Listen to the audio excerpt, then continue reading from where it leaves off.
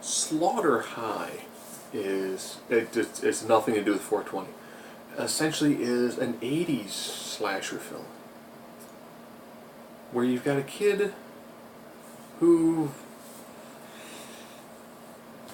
is picked on and mildly tortured, has an incident, and of course, during a class reunion, begins to pick off his bullies one at a time. I see heavily influences of like the Toxic Avenger, either in this film or this film to Toxic Avenger. The kills are actually pretty decent for the 80s. Ironically, when they show like the actual like when they're making fun of the kid, of course enticing him with like the cheerleaders like, oh, I'm gonna have sex with you, just get naked in this room. And ironically, they showed full frontal male. I was like, wow. And I was like, yeah, this was kind of the 80s, and that was kind of like the shock thing of like, hey, look, doodle. Doodle.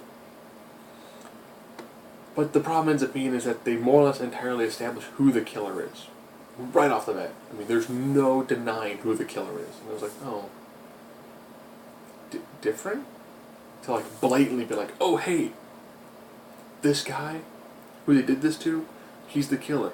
Oh, hey, the synopsis is pretty much a guy at a class reunion gets to kill the people who picked on him. So you kind of, having been a nerd, well, like still being a nerd, I kind of identified more with the person who was doing the killing and like exacting revenge on the people who treated him like crap in high school. I was like, yeah, not bad.